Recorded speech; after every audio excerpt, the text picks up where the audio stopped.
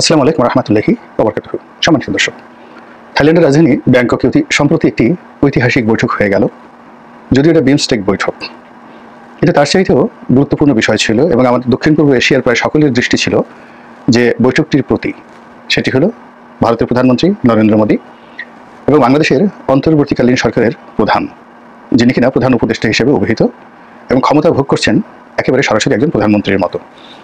তার সঙ্গে যে বৈঠক, এই বৈঠক হবে কি হবে না, হলে কেমন হবে, কি বলা হবে কি হবে না, এসব নিয়ে গত এক মাস ধরেই নানা রকম আলাপ চলছে, আলোচনা চলছে। তো এইসব আলাপ আলোচনার মধ্যেই ডক্টর মোহাম্মদ ইউনূস ইতিমধ্যে চীন সফর করে এসেছেন এবং সেই সফরে আর যাই হোক বা না হোক, যেটি সর্বশেষ শেখ হাসিনার সঙ্গে হয়নি, অর্থাৎ শেখ হাসিনা যখন চীন সফরে গিয়েছিলেন সেই সময়টিতে চীনা প্রেসিডেন্টের সঙ্গে শেখ হাসিনার যে সৌহার্দ্যপূর্ণ সম্পর্ক এবং তাদের পরবর্তীকালে দেখা সাক্ষাৎ, বাণিজ্যিক চুক্তি ইত্যাদি নিয়ে যা আশা করেছিলাম আমরা, তার কিছুই হয়নি। বরং সেখানে শোনা যায় অনেকটা অপ্রীতিকর অবস্থার মধ্যে তাকে তড়িঘড়ি করে একদিন আগেই চীন ছেড়ে আসতে হয়েছিল।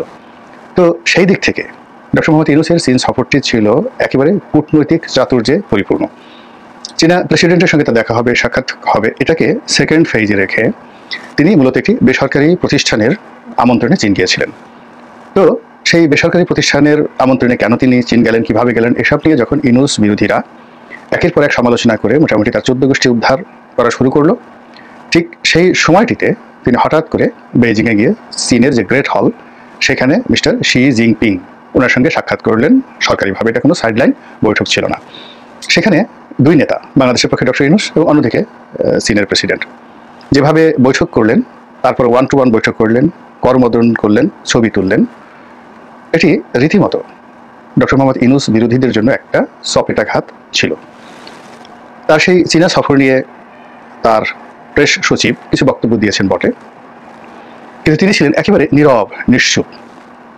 তার পরিবর্তে যদি শেখ হাসিনা হতো, তাহলে গণভবনে বিশাল এক সংবাদ সম্মেলন হতো, এটা করেছে ওটা করেছে ইত্যাদি। কিন্তু ডক্টর মোহাম্মদ ইউনূস একটি শব্দ না করে এখানে তিনি যেখানে যেখানে যে মেসেজ দেওয়ার দরকার, বিশেষ করে আমেরিকাতে এবং ভারতে, সেটি কূটনৈতিক চ্যানেলে পৌঁছে দিয়েছেন।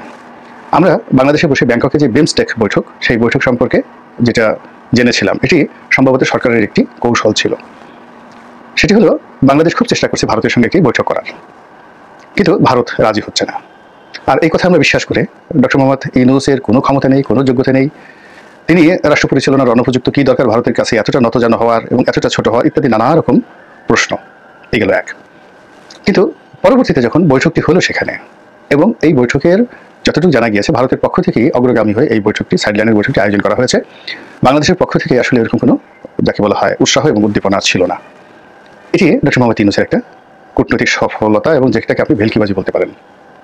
দ্বিতীয়ত, তার আরেকটি কূটনৈতিক সফলতা হলো যে ডক্টর মোহাম্মদ ইউনূস এবং নরেন্দ্র মোদী একটি অনুষ্ঠানে পাশাপাশি বসেছেন, একেবারে পাশাপাশি বসেছেন, এবং এই পাশাপাশি বসার পুরোটা সময় কেউ কারো দিকে ওভাবে তাকাননি বন্ধুত্ব সুলভ মনোভাব নিয়ে, বরং দুর্ঘটনাবশত বা মানবিক উৎসাহ বা উদ্দীপনা কিংবা যাকে বলা হয় একটু দেখি না কি করে, আমার দিকেও তাকিয়ে আছে, এরকম একটা পরিবেশ এবং পরিস্থিতিতে ডক্টর মোহাম্মদ ইউনূস এবং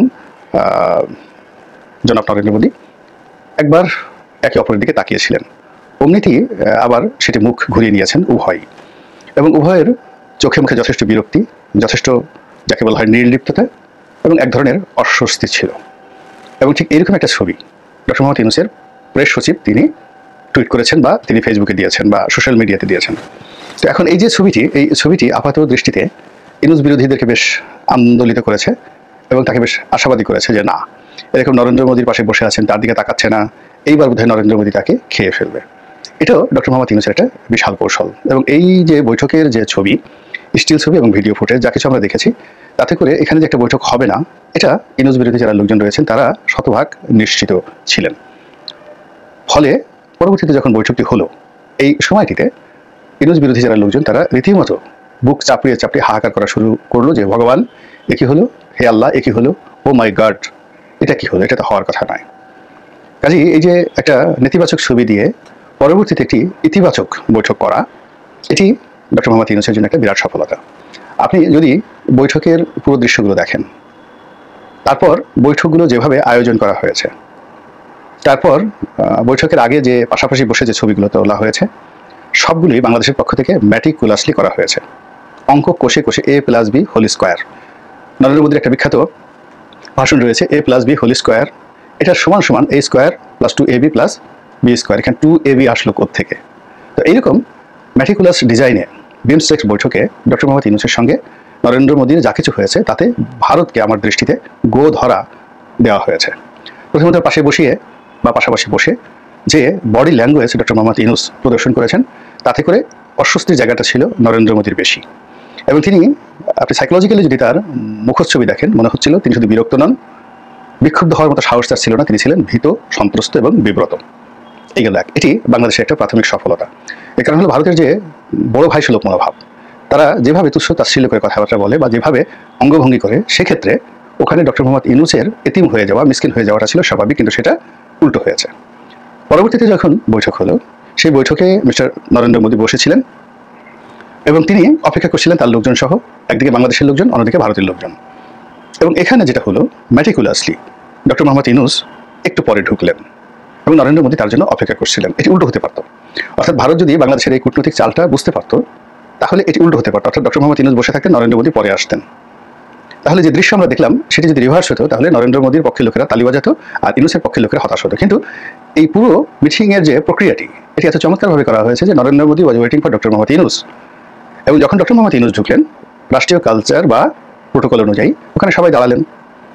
তারপরে মিস্টার নরেন্দ্র মোদী তিনিও উঠে দাঁড়ালেন এবং এটা ছাড়া তার কোনো উপায় ছিল না। আর ইউনূসের পক্ষে যারা লোকজন তারা সারা দুনিয়াকে দেখিয়ে দিলেন যে দেখো আমাদের নেতার কি ব্যক্তিত্ব, তার কি কৃষ্টি, কি কালচার, যে তিনি ওখানে ঢোকার সঙ্গে সঙ্গে একটা ম্যাজিক্যাল অবস্থা তৈরি হলো এবং সবাই উঠে দাঁড়ালো। তার সম্মান বিশ্বজুড়ে, আল্লাহ যাকে সম্মান দিয়েছেন, নরেন্দ্র মোদীর বাবার কি সাধ্য আছে তাকে অসম্মান করার? এই গেল এক। দুই নম্বর হলো, নরেন্দ্র মোদী এখানে দুটো জিনিস তিনি করেছেন। প্রথমত তিনি ওনার সঙ্গে হ্যান্ডশেক করার যে পর্বটি, এটি অ্যাভয়েড করার জন্য তিনি তাকে নমস্কার দিয়েছেন, এভাবে দুহাত তুলে নমস্কার দিয়েছিলেন। ওনার অতীতের এই ধরনের যে কর্মকাণ্ড, যেখানে তিনি হ্যান্ডশেক করতে চান না, এটি অ্যাভয়েড করতে চান, সেক্ষেত্রে তিনি করেন কি, এই নমস্কার দিয়েই তিনি বসে পড়েন এবং এখানে যদি নমস্কার দিয়ে হ্যান্ডশেক না করে তিনি বসে পড়তেন, অন্য একটা পরিবেশ এবং পরিস্থিতি তৈরি হতো। কিন্তু আপনারা যদি সাইকোলজি পড়ে থাকেন, আপনারা যদি ক্রিমিনোলজি পড়ে থাকেন এবং মানুষের চরিত্র যদি বুঝে থাকেন, তাহলে দেখবেন যে ডক্টর মোহাম্মদ ইউনূস তিনি যে সোজা হেঁটেছেন, হেঁটে গিয়ে তিনি তার যে নির্ধারিত চেয়ার, সেই চেয়ারের দিকে একবারও তাকাননি। তিনি স্ট্রেট ওয়েতে নরেন্দ্র মোদীর একেবারে চোখে চোখ রেখে সোজা করে তাকিয়েছেন এবং তার নমস্কারের জবাব দিয়ে তার চোখের দিকে তাকিয়েছেন। তো তার সেই চোখের দিকে তাকানোর কারণে নরেন্দ্র মোদীর যে হিসাব, সেই হিসাবটা উল্টো হয়ে গেছে। পুরো ঘটনাটা ঘটেছে মাত্র 10 সেকেন্ডের মধ্যে। তিনি সেই নমস্কারের হাত নামিয়ে তার দিকে বন্ধুত্বের হাত বা করমর্দনের হাত বাড়িয়ে দিতে বাধ্য হয়েছেন। কিন্তু যদি ডক্টর মোহাম্মদ ইউনূস, তার যদি পরিকল্পনা না থাকতো এবং এই বিষয়টি যদি তার হিসাবের মধ্যে না থাকতো, তিনি মাঝামাঝি জায়গাতে তিনি থাকতেন। অর্থাৎ তিনি নরেন্দ্র মোদীর সঙ্গে একেবারে স্ট্রেট ওয়েতে, একই সমান্তরাল রেখাতে, রেল লাইনের একটা জায়গাতে একই সমান্তরাল রেখার উপর দাঁড়িয়ে সোজা নরেন্দ্র মোদীর দিকে হেঁটে যেতেন না, তিনি মাঝামাঝি জায়গাতে যেতেন। অর্থাৎ তার চেয়ার এবং নরেন্দ্র মোদীর চেয়ারের মাঝামাঝি জায়গাতে তিনি যেতেন। কিন্তু সেটা না গিয়ে তিনি সোজা যখন অ্যাঙ্গেলে গিয়ে তার সঙ্গে আই কন্ট্যাক্ট করেছেন, চোখের সঙ্গে চোখ রেখেছেন, একেবারে চোখের সঙ্গে চোখ রেখেছেন, অমনি নরেন্দ্র মোদীর হাত চলে আসছে যাকে বলা হয় হ্যান্ডশেকের জন্য, যার জন্য তিনি প্রস্তুত ছিলেন। আর প্রস্তুত থাকলে তিনি নমস্কার দিতেন না। এই গেল দ্বিতীয়। তৃতীয় হলো, তাদের হ্যান্ডশেক করার ভঙ্গিটি ছিল অদ্ভুত। ইন জেনারেল দুইজনই যে কাজটি করে সেটা হলো, তারা একজন আর একজনকে যখন হ্যান্ডশেক করেন আন্তরিকতা থাকে। তো আন্তরিকতা থাকে সেক্ষেত্রে ডান হাত দিয়ে হ্যান্ডশেক করেন আর বাম হাত দিয়ে অন্যর হাতের যে অপর পিঠ ওটাকে চেপে ধরে আন্তরিকতা প্রদর্শন করেন নরেন্দ্র মোদী এবং ডক্টর মোহাম্মদ ইউনূস দুজনই। অতিরিক্ত নরেন্দ্র মোদী এই দুটো কাজ করার পাশাপাশি একটা সময় গিয়ে তিনি কোলাকুলি করেন। কিন্তু এখানে যেটি দেখা গেল যে ডক্টর মোহাম্মদ ইউনূসও অন্য সাধারণ ক্ষেত্রে যে কটাই হ্যান্ডশেক করেছেন, প্রায় সব হ্যান্ডশেকে আপনি দেখবেন যে সে তার দুই হাত দিয়ে, অর্থাৎ প্রথমে ডান হাত দিয়ে হ্যান্ডশেক করেছেন, করমর্দন করেছেন, আর বাম হাত দিয়ে সেটা চেপে ধরেছেন। This is the first time, এই প্রথম তিনি সিনা উঁচু করে, ঘাড় উঁচু করে, তার শরীরের সমস্ত শক্তি ডান হাতে দিয়ে তিনি নরেন্দ্র মোদীর সঙ্গে করমর্দন করেছেন। এবং আপনারা জানেন যে নরেন্দ্র মোদী বয়সে ডক্টর মোহাম্মদ ইউনূসের চাইতে অন্তত 11 বছরের ছোট। তো কাজেই নরেন্দ্র মোদী যোগা করেন, নিয়মিত তার শারীরিক শক্তি যথেষ্ট রয়েছে, তিনি সমস্ত শক্তি দিয়ে ডক্টর মোহাম্মদ ইউনূসের হাত চাপ দিয়েছেন। কিন্তু এটার আগের চোটে চাপ দিয়েছেন। নর্মালি যে মিলিটারি কায়দায় যে হ্যান্ডশেক হয়, খুব জোরে ধরে চাপ দিয়েছেন কুয়াত দেখার জন্য, কুয়াতুল মানে যাকে বলা হয় হিন্দ, সেই কুয়াত দেখানোর জন্য। অবাক করার ব্যাপার হলো ডক্টর মোহাম্মদ ইউনূস এই ধরনের হ্যান্ডশেক কখনো তিনি করেননি। কিন্তু তিনিও মনে হয় মেন্টালি প্রস্তুতি ছিলেন। তার সাইকোলজিক্যাল কোনো টিচার ছিল কিনা বা তার কোনো পরামর্শক ছিল কিনা আমি বলতে পারবো না, এরকম একটা ঘটনা তার জন্য তার প্রস্তুতি ছিল। ফলে তিনি যেই মুহূর্তে তার হাত ধরেছেন, তার দেহের সমস্ত শক্তি তিনি তার সেই হাতের কবজিতে নিয়ে এসেছেন এবং নরেন্দ্র মোদী যেভাবে তাকে চেপে ধরেছেন তিনিও ঠিক ততোধিক শক্তি নিয়ে তাকে চেপে ধরেছেন। এবং নর্মালি যেটা ঝুলাঝুলি হয়, একে অপরের ঝুলাঝুলি হয়, ওইরকম ঝুলাঝুলি হয়নি। কারণ যখন খুব ফ্রেন্ডলি বা ভালোবাসায় সিক্ত হয়ে করমর্দন হয় সেখানে হাত ঝুলতে থাকে, কিন্তু যখন পাঞ্জা লওয়ার জন্য ধরা হয় একে অপরকে তখন সেই হাত ঝুলে না। এবং এখানে তারা একে অপরকে পাঞ্জায় আহ্বান জানিয়েছেন, অর্থাৎ সর্বশক্তি দিয়ে ডক্টর মোহাম্মদ ইউনূসকে ধরেছেন নরেন্দ্র মোদী, আর নরেন্দ্র মোদীকে চেপে ধরেছেন ডক্টর মোহাম্মদ ইউনূস। ফলে করমর্দনটি হয়েছে অনেকটা মিলিটারি কায়দায়। এবং এই মিলিটারি কায়দায় করমর্দন করার পর তিনি চেয়ারে বসেছেন ডক্টর মোহাম্মদ ইউনূস, আর নরেন্দ্র মোদী তার চেয়ারে বসেছেন। তো এখানে ক্রস লেগ হয়নি, কিন্তু পায়ের যে ভঙ্গি সেই ভঙ্গি দেখলে আপনি বুঝতে পারবেন ডক্টর মোহাম্মদ ইউনূস ওয়াজ মোর রিল্যাক্সড, অনেক রিল্যাক্স ছিলেন। আর যাকে বলা হয় জনাব নরেন্দ্র মোদী, তিনি রিল্যাক্সের পরিবর্তে অনেকটা নতজান, তার ঘাড়টা কিছুটা সামনে নিয়েছিল এবং তিনি অনেকটা অ্যাঙ্গেল ছিলেন এবং তার পা দুটো অনেকটা একে অপরের সঙ্গে কেসকি, আমরা বলি না কেসকি, ঠিক এরকমভাবে দেখেন, এরকমভাবে কেসকি।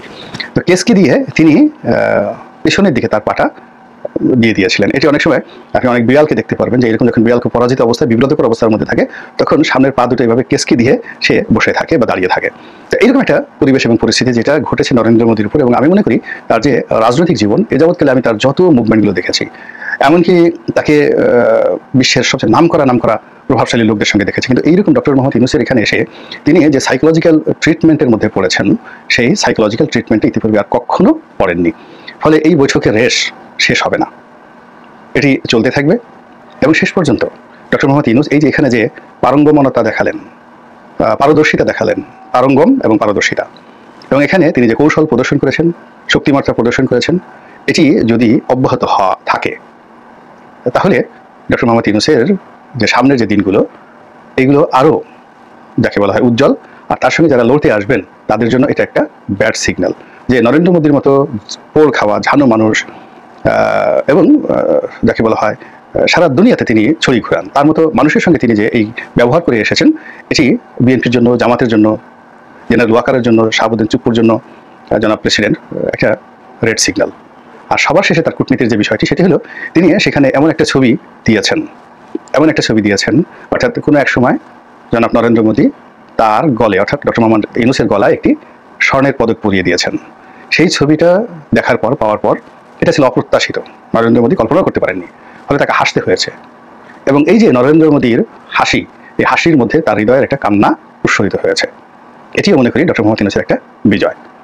আমি প্রথম থেকে ডক্টর মোহাম্মদ ইউনূসের সমালোচনা করেছি, আজও আলোচনা করলাম, কিন্তু তার পক্ষে কোনো কথা নাই, শুধুমাত্র নির্মোহ দৃষ্টিতে আমি যা দেখেছি, যা বুঝেছি, সেটাই আপনাদেরকে বললাম। আল্লাহ আমাদের সবাইকে হেদায়েত দান করুন এবং হেফাজত করুন। আসসালামু আলাইকুম ওয়া রাহমাতুল্লাহি ওয়া বারাকাতুহু।